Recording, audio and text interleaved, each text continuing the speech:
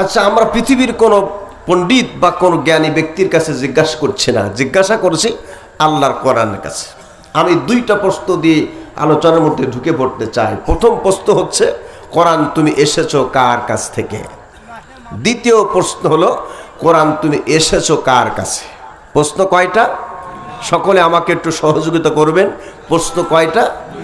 দুইটা। একটা হলো তুমি এসেছো কার কাছ থেকে, আরেকটি হচ্ছে এসেছো কার কাছে। কোরআনের কাছে প্রশ্ন করছি, কোরআন তোমার কাছে জানতে ইচ্ছে হচ্ছে, তুমি জানিয়ে দাও কার কাছ থেকে তুমি নাযিল হয়েছো। কোরআন জবাব দিয়ে বলছে, কোরআন বলছে তানজিলাম মিম্মান খালাকাল আরদা ওয়াস সামাওয়াতিল উলা। কোরআনে কারীম বলছি, সূর্য আসমান যিনি সৃষ্টি করেছেন আর সুবিশাল জমিন যিনি সৃষ্টি করেছেন, আমি সে আল্লাহ পাকের পক্ষ থেকে তামাম পৃথিবীর মানুষের জন্য কোরআন অবতীর্ণ হয়েছি। সুবহানাল্লাহ। প্রথম প্রশ্নের উত্তর কোরআন সাথে সাথে দিয়ে ফেললো, দেরি হলো না। দ্বিতীয় প্রশ্ন হচ্ছে, কোরআন আমার জানতে ইচ্ছে হচ্ছে তুমি কার কাছে নাযিল হয়েছো। কোরআন জবাব দিয়ে বলছে, ওয়া আমিনু বিমা নুজ্জিলা আলা মুহাম্মাদ ওয়া হুয়াল হাক্কু মির রাব্বিহিম। ঈমান আনো সেই জিনিসের উপরে যা মুহাম্মদ সাল্লাল্লাহু আলাইহি ওয়াসাল্লামের প্রতি অবতীর্ণ হয়েছে। সুবহানাল্লাহ বলবেন না? কোরআন আমার প্রশ্নের উত্তর সুন্দর করে দিয়ে ফেলল। এখন আমার জানতে ইচ্ছে করছে, কোরআন বুঝলাম তুমি আল্লাহর পক্ষ থেকে নাজিল হয়েছো, রাসূলের কাছে অবতীর্ণ হয়েছো, এই পৃথিবীতে তোমার নাজিলের উদ্দেশ্যটা কি? কোরআনে কারীম তাও সুন্দর করে জানিয়ে দিচ্ছে। কোরআন বলছে, আলিফ লাম রা কিতাবুন আনজালনাহু ইলাইকা লিতুখরিজান নাসা মিনাজ যুলুমাতি ইলান নূর। কিতাবুন আনজালনাহু ইলাইকা, হে নবী আমি আপনার কাছে একখানা কিতাব অবতীর্ণ করেছি। যে কিতাবের কথা আল্লাহ পাক বলছেন, জবান খুলে বলুন তো সেই কিতাবের নাম কি? একটু আস্তে আওয়াজ করে বলুন, কিতাবের নাম কি? আল কোরআন। এমন কিতাব আল্লাহ পাক দিয়েছেন, আল্লাহ বলেন কিতাবুন আনজালনাহু ইলাইকা লিতুখরিজান নাসা মিনাজ যুলুমাতি ইলান নূর। হে নবী আমি আপনার কাছে কিতাব অবতীর্ণ করেছি, আপনার দায়িত্ব হলো অন্ধকারে নিমজ্জিত শত সহস্র লক্ষ কোটি মানুষকে আপনি অন্ধকার থেকে আলোর দিকে টেনে বের করে নিয়ে আসবেন। সেজন্য আমি এই কোরআন অবতীর্ণ করেছি। তাহলে কোরআনের দায়িত্ব হচ্ছে অন্ধকার থেকে মানব জাতিকে আলোর দিকে টেনে বের করে নিয়ে আসবে। সেই অন্ধকার কি? সেই অন্ধকার বোঝার জন্য কিন্তু আজকের এই তাফসীর মাহফিল। সেই অন্ধকার হলো এই পৃথিবীতে মানুষের তৈরি করা যত আইন কানুন আছে, আল্লাহর হুকুম বাদ দিয়া মানুষের তৈরি করা যত হুকুম আইন কানুন আছে, সেগুলিকে আল্লাহ পাক অন্ধকার বলে আখ্যায়িত করেছেন। আমার কিবাতনগরের ভাইয়েরা একটুখানি জবাব দেন, আমাদের কিবাতনগর বসুন্ধিয়া থেকে শুরু করে এই যশোর থেকে শুরু করে জাতীয় সংসদ পর্যন্ত বর্তমান সব জায়গা আলো না অন্ধকার? না বোঝেন নাই মনে হয় কথা। আমার ভাইয়েরা আল্লাহর হুকুম বাদ দিয়া এই পৃথিবীতে মানুষ নিজের সংসার চালাবার জন্য, পরিবার চালাবার জন্য, নিজের সমাজ চালাবার জন্য, নিজের রাষ্ট্র চালাবার জন্য যত আইন কানুন পদ্ধতি তৈরি করেছে আল্লাহ পাক সেগুলিকে অন্ধকার বলে আখ্যায়িত করেছেন। তাহলে এখন জবাব দেন, এই কিফাতনগর রান্নাঘর থেকে শুরু করে জাতীয় সংসদ পর্যন্ত বর্তমান সব জায়গা আলো না অন্ধকার? আমার ভাইরা এই অন্ধকারের মধ্যে আমরা নিমজ্জিত আছি। অন্ধকারের ভিতরে নিমজ্জিত থেকে আমরা আল্লাহকে পাবো না। আমার খুলনায় দুজন লোক আছে, একজনের নাম হলো জব্বার, আরেকজনের নাম হলো গপ্পার। জব্বার প্রতিদিন 3 কেজি থেকে 3.5 কেজি চাউলের ভাত খায়, তার ওজন বাড়ে না, মোটাও হয় না। গপ্পার প্রতিদিন 250 গ্রাম থেকে 350 গ্রাম চাউলের ভাত খায়। বর্তমান তার ওজন বাড়তে বাড়তে ওজন হয়েছে 5 মণ। যে খায় তার ওজন বাড়ে না, যে খায় না তার ওজন বাড়ে, এটা যেমন সম্ভব নয়। সৃষ্টি করেছেন একজন, আইন চলবে আরেকজন, এটাও তেমন সম্ভব নাই। আমার ভাইরা একটু জবান খুলে বলুন, আমাদের সৃষ্টি করেছেন কে? এই মাইক মান হারাই গেল, আপনি আওয়াজটা ঠিক করেন না, বোঝেন না? প্রথম তো ভালোই ছিল, আমি যখন নাহমাদু বলতেছিলাম ভালোই ছিল, ওই আওয়াজটাই দেন। একটু জিকির করি লা ইলাহা ইল্লাল্লাহ, আরো কমান লা ইলাহা ইল্লাল্লাহ, ভোল্টেজ আরো কমান, ভলিউম কমান। লা ইলাহা ইল্লাল্লাহ,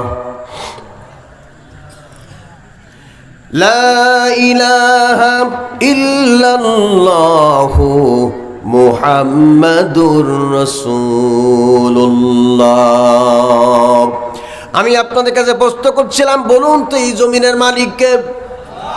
আরো জোরে বলতে হবে, জমিনের মালিককে, আসমানের মালিককে, হায়াতের মালিককে, মৌতের মালিককে? আপনাকে আমাকে সৃষ্টি করেছেন কে? তাহলে এক কথায় বলবেন, সৃষ্টি করেছেন যিনি, আইন চলবে আরেকজনে, তা তো হইতে পারে না। আলা লাহুল খালকু ওয়াল আমর, সৃষ্টি করেছেন যিনি, আইন চলবে একমাত্র সেই আল্লাহ পাকের। আমার ভাইরা, কোরআন যখন নাজিল হলো, বিশ্ব নবী জনাবে মুহাম্মদ রাসূলুল্লাহ সাল্লাল্লাহু আলাইহি সাল্লাম কোরআনের দাওয়াত দিলেন।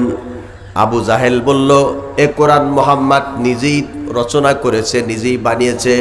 কিবাদনগরের ভাইরা একটু জবান খুলে বলুন, কোরআন কি আমার নবীর বানানো না? কোরআন কার কিতাব? আরো জোরে বলতে হবে, কোরআন কার কিতাব? এরপরে নবীজি ব্যথিত হলেন, ব্যথা পেলেন। নবীজি সিজদায় পড়ে কাঁদতে লাগলেন আর বললেন, রব্বুল আলামিন, আমি তো জীবনে কোনো কলেজ ভার্সিটিতে পড়ি নাই, আমি কোনো মক্তব পাঠশালাতে পড়ি নাই। লোকেরা আমাকে মিথ্যা বানিয়েছে, আমাকে মিথ্যা সাব্যস্ত করেছে, আমি নাকি কোরআন নিজেই রচনা করেছি। আল্লাহ পাক বলেন, নবী আপনি কষ্ট পাবেন না, মাথা উঁচু করুন, আমি আপনার সমস্ত কষ্টকে মুছে ফেলার ব্যবস্থা করছি।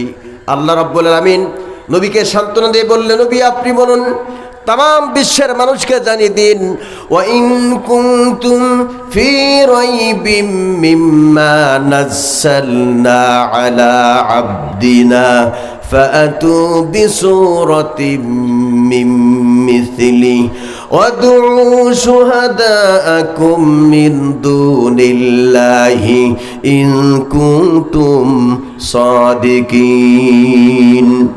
আল্লাহ পাক বলেন, আমি আমার বান্দার প্রতি যে কিতাব নাজিল করেছি, এই কিতাবের মধ্যে কোনো সন্দেহ আছে এটা যদি তোমাদের মনে হয়, তাহলে ফাতু বিসূরাতিম মিন মিসলি, কোরআনে কারিমের ছোট্ট একটি সূরার মতো করে সূরা তোমরা বানিয়ে নিয়ে আসো। আমার ভাইরা, সেই যুগে আরবিতে যারা পাণ্ডিত্য অর্জন করেছিল, তারা এই কোরআনে কারিমের ছোট্ট একটা সূরা বানাতে পারে নাই। বর্তমান 2024 সালের এই 11তম মাসের শেষ সপ্তাহ চলছে, মানে আগামীকাল শেষ দিন হয়ে যাবে। আজ পর্যন্ত কোরআনে কারিমের একটি সূরা তো দূরের কথা, একটি শব্দ কেউ বানাতে পারে নাই। কিয়ামত পর্যন্ত হায়াত পাইলেও আল্লাহর কোরআনের একটা শব্দ কেউ বানাতে পারবে না। পারবে? আমার ভাইরা, এবার আসুন আমি আপনাদের সামনে, যেহেতু তাফসীরুল কোরআন মাহফিল, তাফসীর যিনি করবেন তার মধ্যে প্রাথমিক 5টি জ্ঞান থাকা লাগবে। কয়টি? কথা হবে না, আমার মনে হয় বুঝতে পারছেন না আমার কথা। যিনি তাফসীর করবেন তার মধ্যে প্রাথমিক 5টি গুণাবলী থাকা লাগবে। প্রথম নম্বর গুণাবলী হলো, যিনি তাফসীর করবেন তার মধ্যে কোরআনে কারিমের সহি তিলাওয়াত থাকতে হবে। আল্লাহ পাক এই সহি তিলাওয়াত সম্পর্কে ঘোষণা করেছেন, তিরিল কুরআনা তারতিলা। হে নবী, আপনি তারতিল সহকারে সহি শুদ্ধভাবে কোরআন কারীম তেলাওয়াত করুন। 2 নম্বর, যে আয়াত তিলাওয়াত করা হয়েছে তার সরল তর্জমা বলতে হবে। কিন্তু আমাদের দেশের নিয়ম হলো আমরা যাদেরকে তাফসির কারক হিসাবে সিলেক্ট করি, যাদেরকে তাফসির করতে নিয়ে আসি, তারা তিলাওয়াত করে এক সূরা আর তাফসির করে গিয়ে আরেক জায়গায়। এক বক্তা এইভাবে কোরআনের তাফসির করতে গিয়ে সে বলছে কুল হুয়াল্লাহু আহাদ আল্লাহুস সামাদ লাম ইয়ালিদ ওয়া লাম ইউলাদ ওয়া লাম ইয়াকুল লাহু কুফুয়ান আহাদ। তিলাওয়াত করছে সূরা ইখলাস। এবার সূরা ইখলাসের সরল তর্জমা করতে গিয়ে বলল কুল হুয়াল্লাহু আহাদ, বলুন আমার আল্লাহ এক এবং অদ্বিতীয়। তর্জমা সম্পূর্ণ ঠিক আছে। এবার বলল আমি এই সূরার তাফসীর করতে চাই। তাফসীর করতে গিয়ে তিনি বললেন আল্লাহ পাক এই পৃথিবীতে একজন নবী পাঠিয়েছিলেন, তার নাম হলো মুহাম্মদ সাল্লাল্লাহু আলাইহি ওয়াসাল্লাম। আল্লাহ পাক তাকে 4টা কন্যা সন্তান দিয়েছিলেন। প্রথম কন্যার নাম রুকায়া, দ্বিতীয় কন্যার নাম জয়নাব, তৃতীয় কন্যার নাম কুলসুম, চতুর্থ কন্যার নাম ফাতেমা। এই ফাতেমার গর্ভে আল্লাহ পাক 2টা পুত্র সন্তান দান করেছিলেন। একটি পুত্র সন্তানের নাম ইমাম হাসান, আরেকটি পুত্র সন্তানের নাম ইমাম হুসাইন। ইমাম হুসাইন নির্মমভাবে কারবালার ময়দানে শহীদ হলো। আমি এখন কারবালার ময়দানের ইতিহাস আপনাদের সামনে তুলে ধরব। হয়তো আমার কথা আপনারা বুঝতে পারেন না। তেলাওয়াত করলেন সূরা ইখলাস আর তাফসীর করতে গিয়ে কারবালার ময়দানে। আমার মুসলমান ভাইরা, এই কারণে বাংলাদেশের মানুষ তাফসীর কি জিনিস, এই জিনিসটা কিন্তু আগে ছিল না। আগে ছিল ওয়াজ মাহফিল, আগে ছিল দোয়ার মাহফিল, আগে ছিল ইসালে সওয়াব মাহফিল। এই দেশে সর্বপ্রথম যিনি কোরআনের তাফসীর মাহফিল নামটি প্রচলন করেছেন তিনি হলেন তামাম পৃথিবীর কোরআনের পাখি বলে পরিচিত, তিনি হলেন আল্লামা দেলোয়ার হোসেন সাঈদী। সর্বপ্রথম তিনি এই তাফসীর মাহফিল শুরু করেছিলেন এই বাংলার ভূখণ্ড থেকে। আমার মুসলমান ভাইরা, এবার আসুন আমি আপনাদের সামনে কোরআনে কারিমের একটি আয়াতের এক অংশ আরেকটি আয়াতের পূর্ণাঙ্গ অংশ দিয়ে আলোচনা করতে চাই। রাত গভীর হয়েছে, আমি আর লম্বা করে বলতে চাই না, খাটো করে বলতে চাই। আল্লাহ পাক প্রথমে বলেছেন ওয়ালা তামশি ফিল আরদি মারহা, তোমরা দম্ভ ভরে দাম্ভিকতার সঙ্গে জমিনে বিচরণ করো না। কার কথা? জোরে বলুন, কার কথা? 2 নম্বরে বিশ্বনবী জনাবে মুহাম্মদ রাসূলুল্লাহ সাল্লাল্লাহু আলাইহি সাল্লামের প্রতি আল্লাহ কোরআন নাযিল করেছেন। আমি যেমন আপনাদের সামনে কোরআনে কারীম তিলাওয়াত করছি, আল্লাহ নবী ওই দিন সাহাবা কিরামদের সামনে কোরআনের তালিম দিচ্ছিলেন। সাহাবা কিরাম নবীজির সামনে বসা। একজন সাহাবী উঠে দাঁড়িয়ে বললেন ইয়া রাসূলুল্লাহ, ইয়া হাবিবাল্লাহ, আপনি আমাদেরকে এমন একটি গল্প কোরআন থেকে শোনাবেন যে গল্প শুনে আমাদের ঈমানের গতি আরো আগের থেকে বৃদ্ধি পায়। নবী করিম সাল্লাল্লাহু আলাইহি সাল্লাম বললেন আমি তোমাদের সামনে কোরআন থেকে এমন একটি গল্প বলবো যে গল্প শুনে তোমাদের মরা দিল জিন্দা হয়ে যায়। এমন একটি গল্প আমি তোমাদের সামনে উপস্থাপন করতে চাই। সাহাবায়ে কেরাম কান দুটো খাড়া করে দিলেন আর চক্ষু বিশ্বনবীর চেহারার দিকে দিলেন। আল্লাহ পাক নবীর মধ্যে এমন আকস্মিক চেহারা দিয়েছিলেন, নবীজির চেহারার দিকে তাকালে পরে 3 দিন 5 দিনের ক্ষুধা আর তৃষ্ণার সঙ্গে সঙ্গে দূর হয়ে যেত। নবীজির চেহারার দিকে তাকালে পরে মানুষের আর পিছনের কথাগুলি যেন ভুলে যেত। আল্লাহ নবী বললেন সাহাবারা শোনো, আমি আজকে তোমাদের সামনে একটা আয়াত তিলাওয়াত করব, তিলাওয়াত করে সেই আয়াতের ব্যাখ্যা শোনাবো। আল্লাহ পাক নবীকে এই কোরআনের ব্যাখ্যা শিখিয়েছেন। এই কোরআনের ব্যাখ্যা পৃথিবীর কোনো মানুষ বলে লিখে শেষ করতে পারবে না, এই চ্যালেঞ্জ আল্লাহ পাক আগেই করেছেন। আল্লাহ পাক বলেন কুল্লাউ কানাল বাহরু মিদাদাল লিকালিমাতি রাব্বি লানাফিদাল বাহরু ক্বাবলা আন তানফাদা কালিমাতু রাব্বি ওয়ালাউ জিনা বিমিসলিহি মাদাদা। আপনি বলুন, আমার রবের কালামের ব্যাখ্যা লেখার জন্য তাম পৃথিবীতে যত সাগর সমুদ্র পানি আছে এগুলো যদি কালিতে পরিণত হয়, আর তাম পৃথিবীতে যত গাছ আছে গাছগুলো যদি কলমে পরিণত হয়, আর পৃথিবীর কোনো পণ্ডিত যদি এই সাগর সমুদ্র পানি নামক কালি দিয়ে আর এই গাছের নামক কলম দিয়ে যদি আমার রবের কালামের ব্যাখ্যা লিখতে শুরু করে দেয়, গাছ নামক কলম ফুরিয়ে যাবে, সাগরের পানি নামক কালি ফুরিয়ে যাবে, কিন্তু আমার রবের কালামের ব্যাখ্যা লিখে কেউ শেষ করতে পারবে না। আমার ভাইরা, আল্লাহ নবী বিশ্ব নবী সাহাবা কিরামদের সামনে বললেন, সাহাবারা শোনো, এখন আমি তোমাদের সামনে এক নবী আরেক নবীর ছেলে, এই দুই নবীর সম্পর্কে আমি কোরআন থেকে কিচ্ছা বলবো। আমার ভাইরা, আমার বাংলাদেশে অনেক বক্তা, কেউ বলে সাপের কিচ্ছা, কেউ বলে ঘুঘু পাখির কিচ্ছা, কেউ বলে ঈগল পাখির কিচ্ছা, যা কোরআনের সঙ্গে কোনো সম্পর্ক নাই। নিজেরা বানিয়ে বানিয়ে পুটি বই দেখিয়ে তারা মানুষকে বোঝায়, আর মানুষেরা হা করে বসে থাকে। মানুষেরা মনে করে বাবা হুজুর কি ওয়াজ দিয়ে গেছে, সারা রাত যদি শুনতাম আমরা একবার উঠতাম না, কিন্তু যা বলেছে সব মিথ্যা কিচ্ছা। আল্লাহ রাব্বুল আলামিন এই কোরআনের মধ্যে 1000 কিচ্ছা তিনি বলেছেন, যা শুনে মানুষের মরা দিল জিন্দা হয়ে যায়। সুবহানাল্লাহ। বিশ্বনবী জনাবে মুহাম্মদ রাসূলুল্লাহ সাল্লাল্লাহু আলাইহি সাল্লাম বললেন, ও সাহাবা কেরাম শোনো, আমি তোমাদেরকে শোনাবো এই কিচ্ছা একজন নবী আর সেই নবীর সন্তান সম্পর্কে।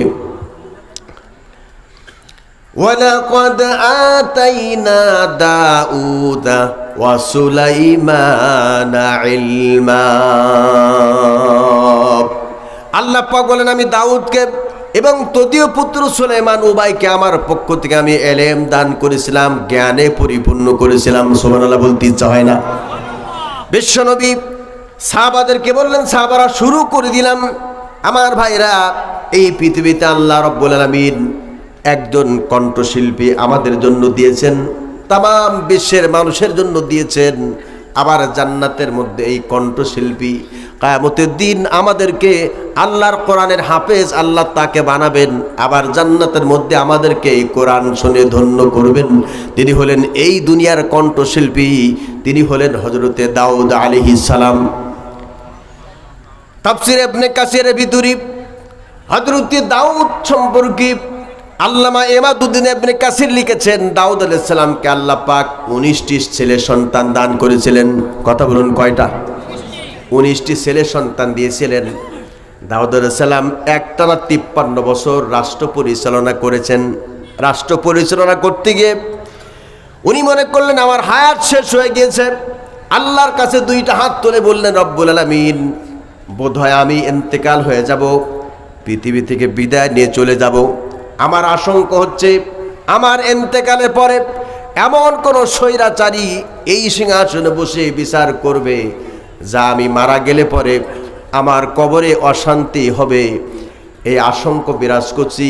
আল্লাহ তাআলা, আমি তোমার কাছে কায়মানা বাক্যে বলি, আমার ইন্তেকালের আগে আমার এই জনগোষ্ঠীর ভিতরে আমার দেশের মধ্য থেকে তুমি এমন এক লোককে এই মানুষের জন্য নেতা নির্বাচন করে দাও, যিনি আমার ইন্তেকালে পরে আমার ইস্তালা বিশুক্ত হয়ে গোটা জাতিকে জন্য ন্যায় এবং ইনসাফ প্রতিষ্ঠা উপহার দিতে পারে।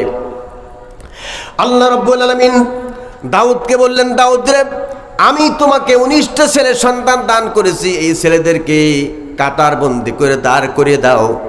দাউদ আলাইহিস সালাম 19টি ছেলেকে কাটার বন্দি করে দাঁড় করে দিলেন। দাঁড় করে দেওয়ার পরে আল্লাহ পাক আসমান থেকে জিবরাইলের মাধ্যমে একটা বাক্স পাঠিয়ে দিলেন। আর বাক্সখানা পাঠাবার পরে আল্লাহ পাক এই বাক্সখানা জিবরাইলকে বললেন, জিবরাইল দাউদের কাছে হস্তান্তর করো। আর আমার পয়গম্বর দাউদকে বলো, তার বড় ছেলে থেকে শুরু করে ছোট ছেলে পর্যন্ত সবার কাছে এই বাক্সখানা যাবে। যে ছেলে বাক্সর ঢাকনা উঁচু করার আগে বলতে পারবে এই বাক্সর মধ্যে আমি আল্লাহ তাআলা কি জিনিস দিয়েছি, আমি দাউদের সন্তানের ভিতর থেকে ওই সন্তানকে পয়গম্বর বানাবো, যে বাক্স না খুলে বলতে পারবে বাক্সের মধ্যে কি আছে। এবং দাউদ নবী যখন ইন্তেকাল হবে তখন দাউদ নবীর ইন্তেকালের পরে ওই সন্তানকে তার ইস্তালাভিষিক্ত বানায়া এ দেশ এবং জাতের খেদমতের জন্য আমি আল্লাহ পাক তারে ওই দেশের প্রধান মন্ত্রীর পদ দান করব। আমার মুসলমান ভাইরা, দাউদ আলাইহিস সালামের হাতে বাক্স হাজির। বুঝতে পারছেন না কথা না? আমি আরো বাংলায় বলি। হ্যাঁ, আমার মুসলমান ভাইরা, দাউদ নবীর কাছে বাক্স এসে গেল। এই বাক্সখানা তিনি বড় ছেলের হাতে হস্তান্তর করলেন আর বললেন, বাবা, আল্লাহ পাক চ্যালেঞ্জ ছড়ে দিয়েছেন, এই বাক্সের মধ্যে কি আছে? তোমাদের ভিতর থেকে যে ছেলে বলতে পারবে সেই ছেলে পয়গম্বর হবে, আর আমার ইন্তেকালে পরে সেই ছেলে আমার ইস্তালাভিষিক্ত হবে, রাষ্ট্র পরিচালনা করবে। বড় ছেলের কাছে যখন বাক্স দেওয়া হলো, বড় ছেলে বাক্সখানা পাওয়ার পরে ডান দিকে তাকায়, বাম দিকে তাকায়, সামনে তাকায়, পিছনে তাকায়, আর বলে, আব্বা, বাক্সের মধ্যে কি আছে এই বলার মতো শক্তি আমার নাই। আব্বা তখন মেজো ছেলের কাছে হস্তান্তর করলেন। মেজো ছেলে বলল, আব্বা, আমার পক্ষে এটা বলা সম্ভব নয়, কারণ আমার বড় ভাই যেটা পারে না আমি সেটা পারি কি করে। এইভাবে 3 নম্বর, 4 নম্বর, 5 নম্বর, 18 নম্বর সন্তান পর্যন্ত বাক্সটা যখন চলে গিয়েছে, সবার শেষে দাউদ আলাইহিস সালামের ছোট্ট ছেলের নাম হলো সুলাইমান। কি নাম? যদি কথা না বলেন আমি কিন্তু আলোচনা শুরু করতে পারবো না। এমনিতে ভাঙ্গা ময়দান, এমনিতে বৃষ্টি, তারপর আপনারা যেভাবে রাস্তাঘাটে দাঁড়িয়ে আছেন, এখানে যত মানুষ আছেন তার থেকে বেশি লোক রাস্তার উপরে আছে।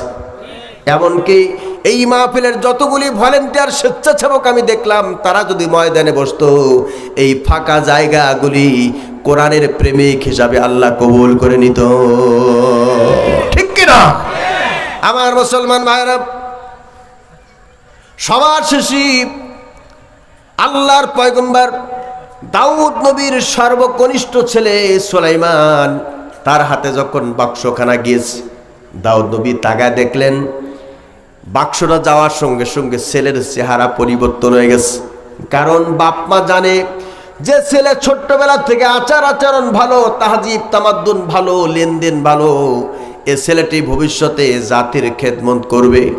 আর বাপ যদি দেখে ছোট্টবেলা থেকে ছেলেটি চোরাই স্বভাব, মানুষকে মারপিট করার স্বভাব, বাপ তখন বুঝে নাই ছেলে বড় হলে পরে ঐশী হতে পারে, বড় হলে পরে সন্ত্রাসী হতে পারে, বড় হলে পরে এই দেশের মানুষকে হত্যা করতে পারে। এই জন্য বাপ বুঝতে পারে আল্লাহর পয়গম্বর, এক পয়গম্বরের খবর আরেক পয়গম্বরের কাছে থাকে।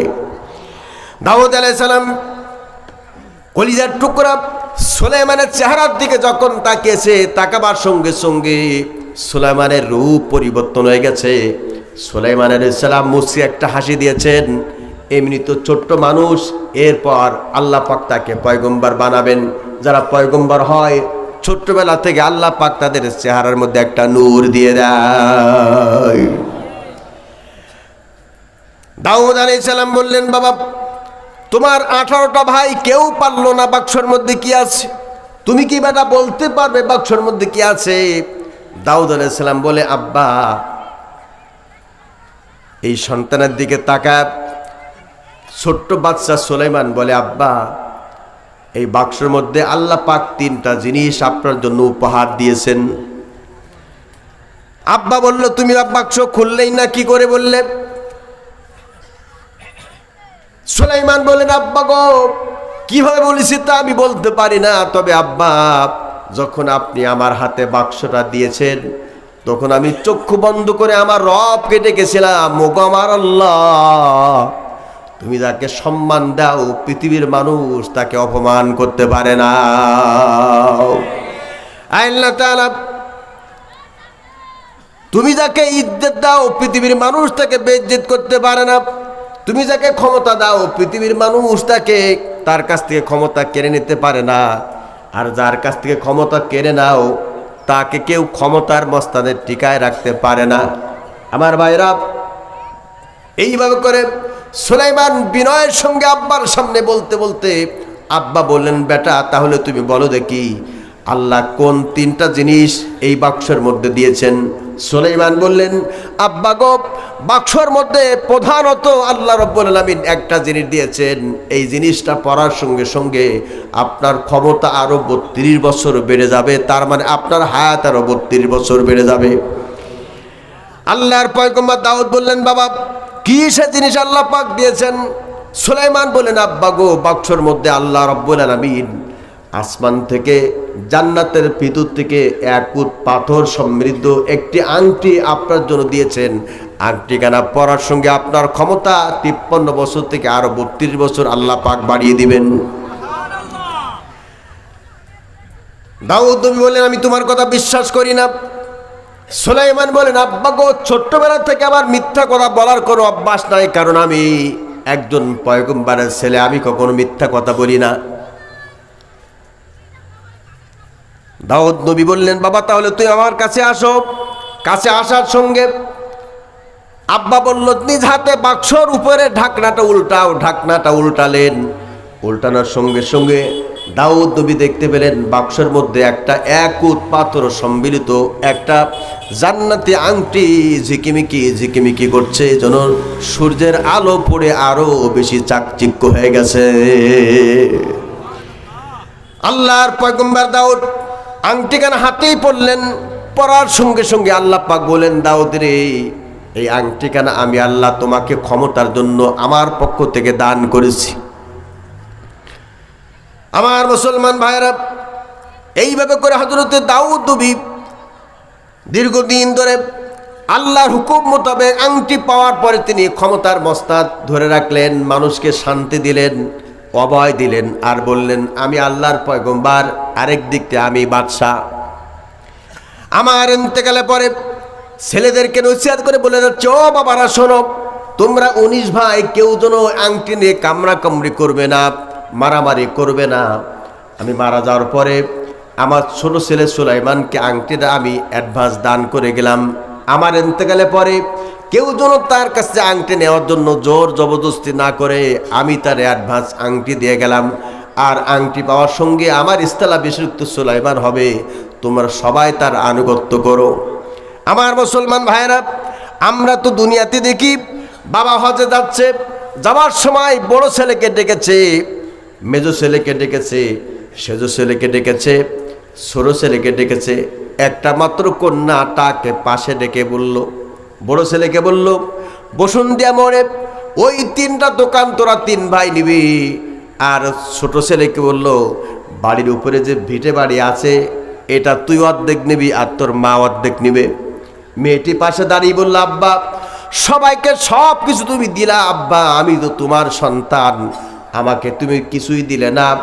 আব্বা তখন মেয়েকে বলল, মা মাথা এগিয়ে নিয়ে আয়। মা তখন মেয়েটি মাথা এগিয়ে নিয়ে আসলো। আব্বা মাথার উপরে সুন্দর করে হাত বোলায় বলল, আমি তোর জন্য দোয়া করে দিলাম।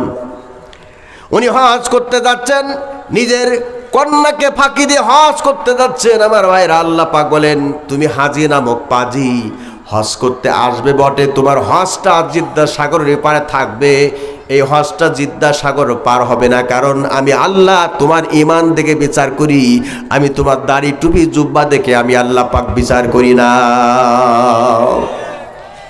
দাউদ নবী বললেন, বাবারে আমার ইন্তেকালে পরে কেউ যেন তোমাদের ছোট ভাই সুলাইমানের সঙ্গে বৈষম্য আচরণ করো না, কারণ তাকে আমি অ্যাডভান্স ক্ষমতা দিয়ে গেলাম।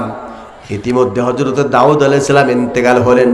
ইন্তেকাল হওয়ার পরে সুলাইমান পিতার ওসিয়াত অনুযায়ী তিনি ক্ষমতার মসনদে বসলেন। আংটি তার সম্বল, আংটি তার ক্ষমতা, যেখানে যান সেখানে তিনি আংটি তার জন্য একটি ক্ষমতার পাহাড় হয়ে দাঁড়ায়। সুলাইমান আলাইহিস সালামের যে সংসদ ছিল, এত বিশাল বড় সিংহাসন ছিল, এই সিংহাসনে 6.5 লক্ষ আসন ছিল, এক একটা আসনে 22.5 পণ করে স্বর্ণ ছিল, তার মানে এক একটা চেয়ারে 22.5 পণ করে স্বর্ণ ছিল। আর আমরা যেমন কুয়াশা থেকে বাঁচার জন্য এই যুবক ভাইরা উপরে সামিয়ানা দিয়েছেন, স্টেজে বক্তাকে বক্তাতে যাতে কুয়াশা না ধরতে পারে এই জন্য স্টেজের উপরে নতুন করে সামিয়ানা দিয়েছেন। সুলাইমান আলাইহিস সালাম 6.5 লক্ষ কুরসি বিশিষ্ট আসন নিয়ে বিশাল সংসদ, বিশাল বড় সিংহাসনটা যখন তিনি অধিবেশন ডাকতেন, তখন কোনো সামিয়ানা থাকতো না। লক্ষ লক্ষ পাখিগুলি এক পাখি আরেক পাখির ডানার সঙ্গে ডানা মেলে সুলাইমান আলাইহিস সালামের সংসদখানা আলো থেকে, রোদের আলো থেকে আর বৃষ্টি থেকে তারা হেফাজত করে রেখে দিত। আর সুলাইমান আলাইহিস সালাম যদি কোথাও যাওয়ার ইচ্ছা করতেন, সঙ্গে সঙ্গে আংটির মাথা একটা চাপ দিতেন, আর সঙ্গে সঙ্গে তার সিংহাসনটা ফিলিস্তিন থেকে মিশর, মিশর থেকে সৌদি, সৌদি থেকে ভারত, ভারত থেকে বাংলাদেশ, বাংলাদেশ থেকে পাকিস্তান, এক দেশ থেকে আর দেশে যেত। কোনো পেট্রোল ছিল না, কোনো ইঞ্জিন ছিল না, কোনো ইঞ্জিনবিহীন, পেট্রোল অকটেনবিহীন আল্লাহ পাক কুদরতিভাবে সুলাইমানকে এই বিশাল সিংহাসন দান করেছিলেন। আজ আর পৃথিবীতে সুলাইমান নাই, পৃথিবীতে একটা ছোট্ট টেবিল কেউ শূন্যর উপরে উড়াইতে পারে না, কারণ এগুলো হলো পয়গম্বরদের জন্য আল্লাহর পক্ষ থেকে আল্লাহর পাঠানো মুজিজা। সুবহানাল্লাহ। আমার মুসলমান ভাইরা, সুলাইমান আলাইহিস সালাম এইভাবে দীর্ঘদিন তিনি ক্ষমতার মস্তদে বসা, দেশে মানুষকে তিনি শান্তি দিচ্ছেন, মানুষকে তিনি মুক্তি দিচ্ছেন। দ্রব্যমূল্য ঊর্ধ্বগতি ছিল না, মানুষের ক্রয় ক্ষমতার ভিতরে ছিল। মানুষ সুখে শান্তিতে দিনে কাজ করে রাত্রে ঘুমায়। এই মুহূর্তের ভিতরে দেখবেন সমাজে যদি কেউ ভালো থাকে, তার পিছে এক শ্রেণীর লোক লেগে যায় যাতে করে ও ভালো না থাকতে পারে। একটা লোক যদি নিজের বলে, নিজের বুদ্ধিতে, নিজের কর্মে যদি একটা বিল্ডিং বানায়, প্রতিবেশী লোকরা ওই বিল্ডিং দেখে সহ্য করতে পারে না। একটা গরিব ছেলে যদি নিজে কর্ম করে, নিজের দক্ষতা বলে যদি ভালো একটা চাকরি পায়, তাহলে এরা মনে করে চাকরি পাইলেও কি হবে, জীবনে বেতন পাবে না। এই কথা বলে না কেন? আমার ভাইয়েরা, কারোর ভালো কেউ দেখতে পারে না। সুলাইমান আলাইহিস সালাম ক্ষমতার মস্তদে বসা, এই মসনাদকে ছিনতাই করার জন্য মানুষ পিছনে লাগে না, এই পিছনে লেগেছে একটা জিন, নাম হলো ইফরিত। আর কেরাওয়াতে এই জিনের নামটা অন্যরকম এসেছে। আমার ভাইয়েরা, এই আংটি চুরি করে নেওয়ার জন্য বহু কৌশল করে, কিন্তু সে পারে না। এমন করতে করতে অনেক দিন পার হয়ে গেল। পার হয়ে যাওয়ার পরে সুলাইমান আলাইহিস সালাম একদিন গেছে ওয়াশরুমের মধ্যে। যাওয়ার সময় তার দেহরক্ষীকে সামনে বসিয়ে রেখে হাতের আংটিটা খুলে দেহরক্ষীর কাছে রেখে তিনি ওয়াশরুমে যাইতেন, কারণ আংটি আল্লাহর পক্ষ থেকে জান্নাতে ইয়াকুত পাথর দিয়ে আল্লাহ পাক তৈরি করে সুলাইমানকে উপহার দিয়েছেন, তার পিতার পক্ষ থেকে এসেছে, এই জন্য তা অবজ্ঞা করতেন না। আংটিটা খুলে রেখে ওয়াশরুমে যাইতেন, বাথরুমে যাইতেন।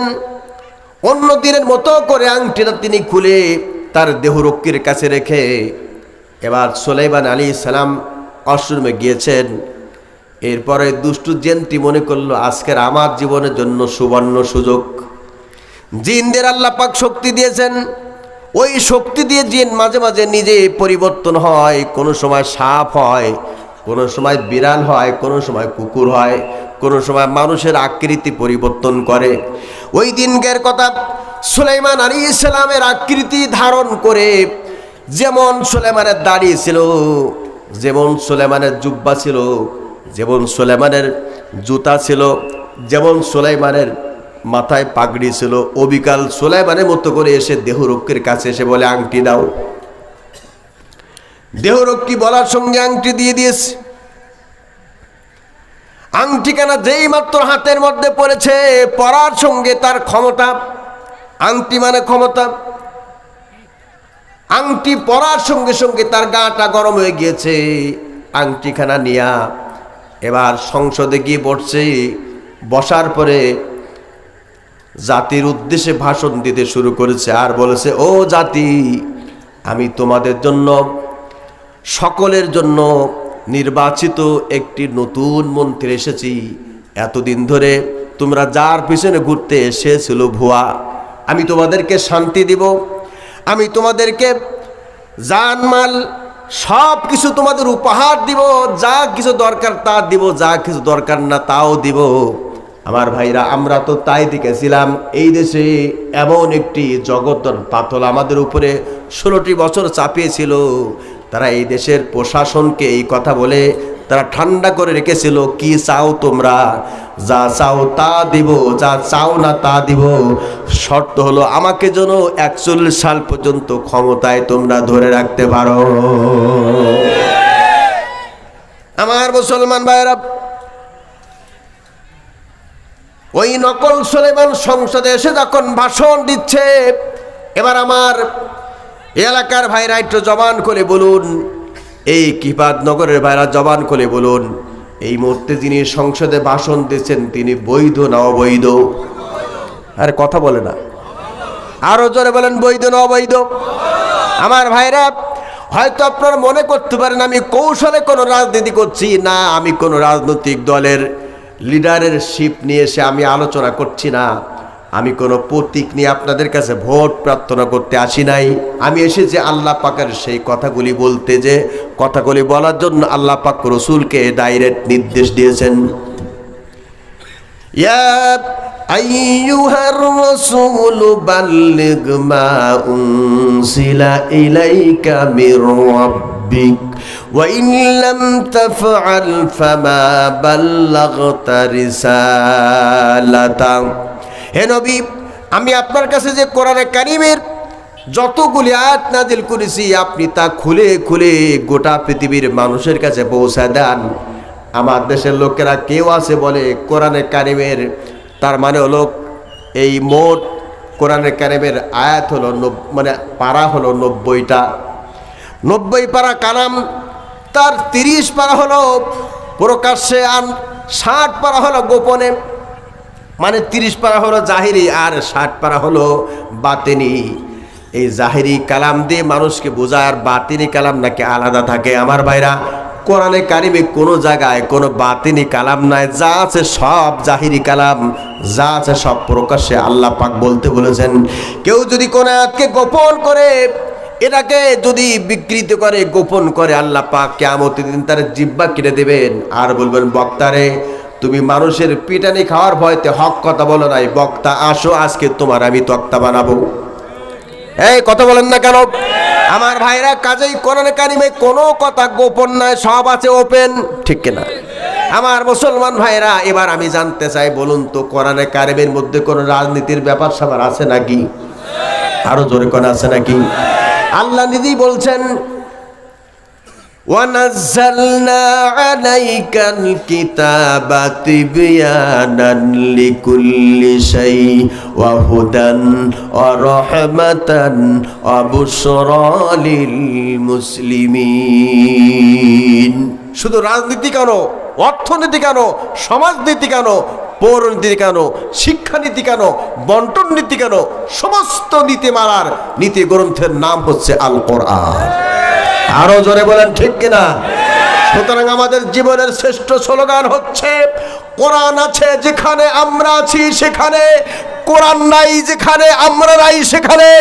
সুতরাং যতক্ষণ পর্যন্ত আমাদের জীবনটাকে কোরআনের ছাঁচে আমরা সংগঠিত করতে না পারছি, ততক্ষণ পর্যন্ত এদেশে শান্তি আসা সম্ভব নয়। শান্তি যদি পেতে চাই, আমরা 53 বছর ধরে আল্লাহর কোরআন ঘরে ঘরে জানিয়েছি, শান্তির মুখ আমরা দেখতে পাই নাই। শান্তির মুখ যদি দেখতে পাই, কোরআন চালাতে হবে জাতীয় সংসদে। আরো জোরে বলেন ঠিক কি ঠিক না? সুতরাং আগামীর সংসদ আল কোরআনের সংসদ, আগামীর সংসদ আলেম ওলামাদের সংসদ, আগামী সংসদ ইসলামের সংসদ। কারা কারা চাই দুই হাত উঁচু করে দেখাই।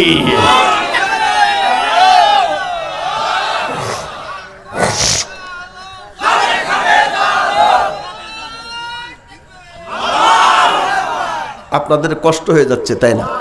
যদি অনুমতি দেন তাহলে আমি ওয়াজ শুরু করি। সত্যি তো না? অনুমতি তো এরকম হয় না। অনুমতি হ্যাঁ হুজুর বলেন। আমার মুসলমান ভাইয়েরা এদিকে তাকান। এবার জোরে বলুন, ক্ষমতা দেওয়ার মালিককে। আর জোরে। আরো আওয়াজ করে বলতে হবে, আঙ্গুলটা আকাশের দিকে উঁচু করে জোরে বলুন, ক্ষমতা দেওয়ার মালিককে। ক্ষমতা থেকে থাবা মারিয়া ছিদ্র বাসন দিয়া তিন রাস্তায় বসায় দেওয়ার মালিককে। আল্লাহ পাক বলেন 41 সাল পর্যন্ত থাকার অভিপ্রায় ব্যক্ত করেছিলাম আমি আল্লাহ রাব্বুল আলামিন। 41 সাল থাকার টাইম তোমার দেয় নাই। মাইকেল জ্যাকসন এই পৃথিবীর একজন নামি দামি শিল্পী, সে মনে করেছিল আমি 150 বছর পৃথিবীতে বেঁচে থাকবো। 7 জন ডাক্তারে তার বেড চেক করতো, যে বেডে রাত্রে ঘুমাতো, খাবার খাইতো 3 বার বা 2 বার, প্রত্যেকটি খাবার টেস্ট করার জন্য 3 জন ডাক্তার থাকতো, যাতে করে কোনো জার্ম কোনো রোগ প্রবেশ করে এফেক্ট না হয়ে মারা না যায়। এই জন্য এই সতর্কতা অবলম্বন করত। রাত্রেবেলা ইলেকট্রিক মশারি টানাতো, কোনো মশা বা কোনো পোকামাকড় যাতে না ঢুকতে পারে। এতগুলো করার পরও বেশি দিন পৃথিবীতে থাকতে পারে না, এই বেঁচে ছিল মাত্র 50 বছর। আমার ভাইরা, এই পৃথিবীতে কেউ যদি বলে এতদিন পর্যন্ত আমি ক্ষমতায় থাকবো, এই ক্ষমতা তো আল্লাহর নিয়ামত। নিয়ামতের লাশুকরি যারা করে, অন্যায় অবিচার জুলুম যারা করে, ওরা বেশি দিন ক্ষমতা টিকে থাকতে পারে না। সারা জীবন বলেছে জনপ্রিয়তা আকাশচুম্বী, জনপ্রিয়তা আকাশচুম্বী, কিন্তু আমার বেড়া দেখা গিয়েছে 3বারের নির্বাচন বাংলাদেশ হয়েছে। সব নির্বাচনে বলেছে যদি নির্দিষ্ট প্রতীকে ভোট দিতে পারো, কেন্দ্রে আসো, তা না হলে আসলে কিন্তু নলা ভেঙে দেওয়া হবে। এই কথা বলে না কেন? আমার মুসলমান ভাইরা, এমন করে নির্যাতন করার পরে আল্লাহ রাব্বুল আলামিন 5 আগস্টে, এর আগে থেকে এই দেশের বৈষম্য বিরোধী ছাত্র আন্দোলন এমন খেপা খেপল, যখন গণভবন চতুর্দিকে ঘিরে ফেলে দিল, তখন মনে করলো তো ঠাঁই নাই, আমার অবস্থা, বাবার অবস্থা যা হয়েছিল তাই হতে পারে, চাচা এখন আপন জান বাসা। দুলাভাই আমার এই দেশে বারংবার আসতো, এসে আমার আপার সঙ্গে সাক্ষাৎ করে যেত, কিন্তু দুলাভার এতে মন ভালো লাগে নাই। দুলাভাই বলল, আর বাংলাদেশে থাকবি কেন? তুই যে দেশের প্রোডাক্ট সে দেশে চলে আয়, দুইজনে মিলে আমরা নতুন করে সংসার সাজাই, বাসর ঘরে যাই। আমার মুসলমান ভাইরা, আমার বন্ধুরা, রাগান্বিত হবেন না, কারণ আমি আপনাদের সামনে এমন এক কোরআনের গল্প শুরু করেছি। এটা আমার দাদার গল্প নাই, নানার গল্প নাই, আল্লাহর কোরআন থেকে গল্প শুরু করেছি। যে কোরআনের গল্প শুরু আছে কিন্তু শেষ করা সম্ভব নয়, ঠিক কিনা? আমার মুসলমান ভাইরা, সুলাইমান